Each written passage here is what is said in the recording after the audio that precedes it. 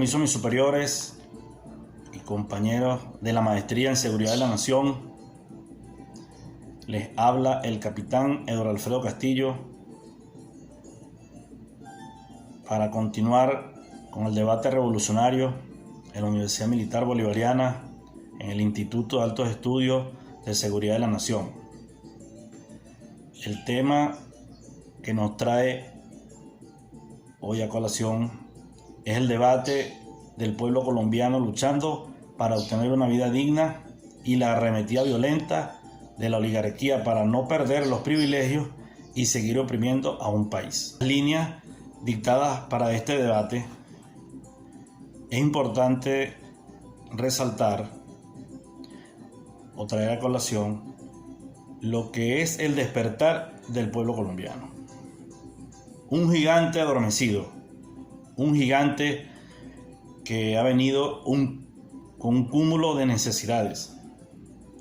De una u otra forma la oligarquía colombiana ha tenido el privilegio y ha dado sus pautas para que de una u otra forma el Estado colombiano mantenga o tenga el control. Uno de ellos es la mediática. Mediáticamente han mantenido al pueblo colombiano sumergido en la violación de los derechos, de sus derechos, tanto derechos humanos como derechos sociales. Tales, esta represión que hoy en día vemos no es una cuestión de este momento. Ha venido ocasionando durante más de 50 años, creada de una u otra forma por el mismo Estado colombiano. Recordemos que el paramilitarismo es creado por el uribismo y de una u otra forma todas las cadenas, llámese de telecomunicaciones y de información, de una u otra forma están concatenadas con la oligarquía colombiana. Entrando en materia, el pueblo colombiano no detiene sus exigencias ante la oligarquía colombiana, ya que son más de 30 días de violaciones de los derechos humanos, de represión, y así lo manifiestan los líderes de la protesta. Esta jornada en Colombia se espera una nueva reunión entre el gobierno y el Comité del Paro tras el encuentro de ayer. Allí los líderes de las protestas exigieron, antes de crear una mesa de negociación, garantías para las manifestaciones y el diálogo.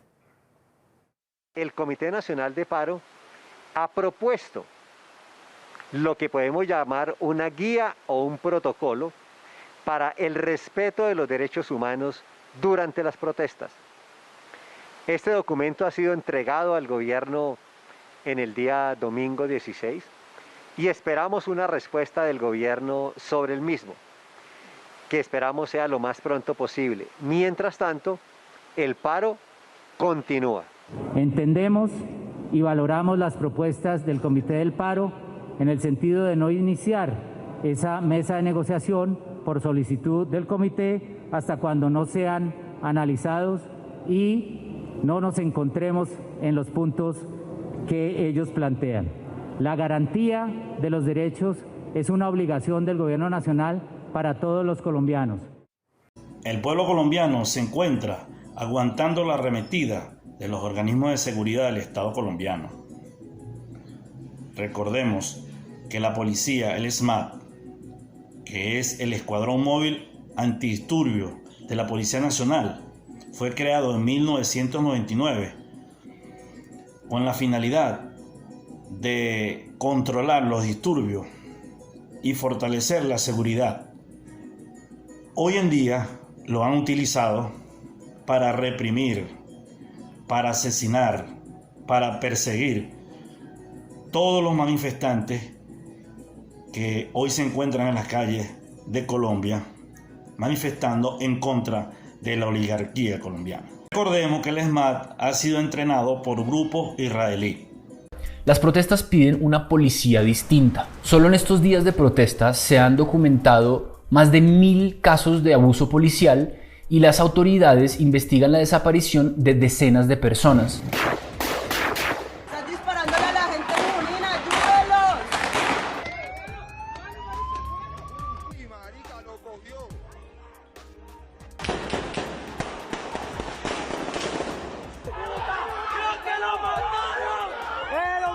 La gente, como se ve en las calles, dice estar cansada de que la policía abuse de su autoridad, no solo en protestas, sino también en la vida cotidiana. Muchos colombianos sienten que la fuerza pública no está sujeta a mecanismos de sanción imparciales, rigurosos y sobre todo eficientes. Y esa desconfianza en la fuerza pública, sobre todo para quienes están protestando, tiene una razón histórica. La policía colombiana está entrenada y estructurada en un contexto de conflicto armado. La reacción internacional de las organizaciones, tales como la ONU, la Unión Europea, han sido muy sumisas, pero han tenido que pronunciarse debido a las manifestaciones que ha tenido la sociedad colombiana y debido a las violaciones de los derechos humanos, han tenido que pronunciarse de tal manera, pero muy sumisa, lo que se presume que continuarán las manifestaciones en contra de la oligarquía colombiana. Los encargados de hacer cumplir la ley deben respetar los principios de legalidad, precaución, necesidad y proporcionalidad a la hora de vigilar las manifestaciones. Las armas de fuego solo pueden utilizarse como último recurso ante una amenaza inminente de muerte o de lesiones graves. Desde el 28 de abril, la Oficina de la Alta Comisionada para los Derechos Humanos ha recibido denuncias de al menos 14 muertes en el contexto de las protestas en diferentes partes de Colombia, entre ellas las de al menos un agente de policía. The situation in Colombia has been worsening on the last months, with the peace process stuck, difficult to implement, with social unrest, and now these demonstrators that has been producing 19 people death. I think it's something that has to be remarked. We call for restraint. We call for restraint from everybody, especially from the security forces. We have to condemn these 19 people being killed in a demonstration. It's something that it's really worries us. We are following very closely what is going on in Colombia, and this is a source of concern. What we are seeing, the European Union is condemning the acts of violence, which are tarnishing the legitimate right to protest and freedom of peaceful assembly, association, and freedom of expression. This is very important that these rights need to be upheld, and we, in the same way, we condemn. De las organizaciones políticas y de lucha progresistas de Colombia han surgido a través del tiempo, pero el gobierno, con sus medios de comunicación y sus medios de difusión, han tratado de transversar o de hacer creer a la sociedad que la culpa la tienen otros, que la culpa de la lucha, que la culpa de sus problemas la tienen otros. Ideadas por Gustavo Petro, financiadas por Nicolás Maduro, organizadas por las disidencias de las FARC. Cualquier excusa vale, literalmente cualquiera, para no afrontar los motivos reales tras las protestas en Colombia. Pero ¿no sienten como que le falta algo a esas excusas? No están mal, algo repetidas tal vez, pero no sé, hay algo ahí que no termina de cuadrar.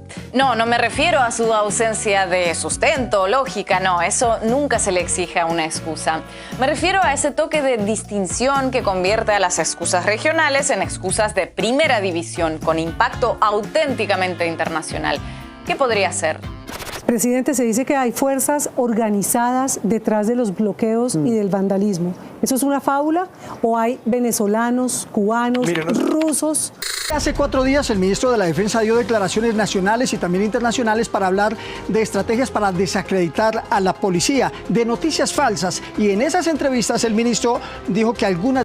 Ya para terminar, en un tema tan complejo, lo dejo con un video que retrata la realidad, la cruel realidad que viven nuestros hermanos colombianos, la violación de los derechos humanos, la vista gorda que hacen los organismos internacionales, incluyendo los de la región, y exhortarlos a que continuemos investigando y documentándonos sobre lo que está sucediendo a nuestros hermanos colombianos. Muchísimas gracias, espero que sea de su agrado y estamos a completa disposición. Salud.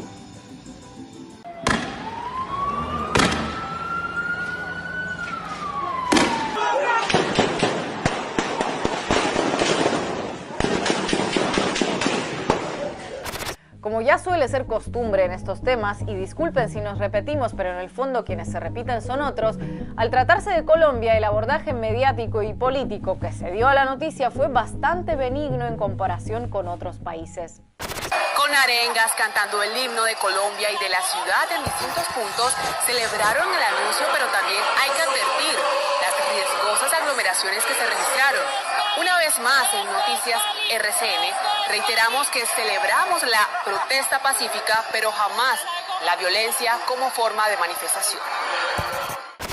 Luis Almagro, por ejemplo, no mencionó el asunto ni de pasada, y no por falta de acceso a internet precisamente, ya que no solo tuvo tiempo de tuitear sobre Cuba y Venezuela como ya es costumbre, sino hasta buscó un hueco en su apretada agenda para desearle pronta recuperación a un par de políticos regionales contagiados de COVID. Algunos usuarios de redes sociales también señalaron cómo muchos de las estrellas internacionales de la música colombiana, capaces de organizar un concierto en Colombia si se trata de solidarizarse con la situación en un país vecino, guardaban un significativo silencio cuando quienes reclaman su apoyo son sus propios compatriotas. Tras 4 días de protestas y después de negarse de plano a retirar el proyecto primero, sacar al ejército a las calles más tarde y admitir a regañadientes que podían reformularse algunos aspectos después, finalmente el presidente Duque pidió al Congreso que retirara la polémica reforma, el más reciente fósforo en el secarral social colombiano. Y ojo, el discurso oficial de que Colombia necesita una nueva política tributaria no es un invento, lo confirman tanto los actuales datos macro de la economía como los índices sociales. Pero por lo visto, el reclamo en las calles apunta a que la necesaria reforma no puede consistir en empobrecer a quienes ya viven justitos de su salario, como forma de evitar que los que ya son pobres se vuelvan aún más pobres. Mucho menos cuando los cambios propuestos se encaran desde esa óptica, no porque no exista otra, sino por no recurrir a una que incomode a las grandes concentraciones del poder económico. Y disculpen esta aclaración justo antes de concluir, pero la experiencia nos obliga a adelantarnos a ciertos señalamientos que seguramente vendrán tarde o temprano. Con este video no pretendemos generar reclamos, sino entenderlos. No buscamos promover protestas, sino analizar las que ya existen. No pretendemos avivar fuegos, sino explicar el porqué de los incendios. Pero lo cierto es que, al igual que sucedió en Chile, donde las protestas comenzaron por el precio del billete de metro y culminaron en un proceso constituyente, tal vez estemos ante el inicio de algo más profundo que el descontento por una reforma tributaria. Algo que comenzó a tomar forma a finales de 2019 y que la pandemia puso en pausa, pero no logró detener.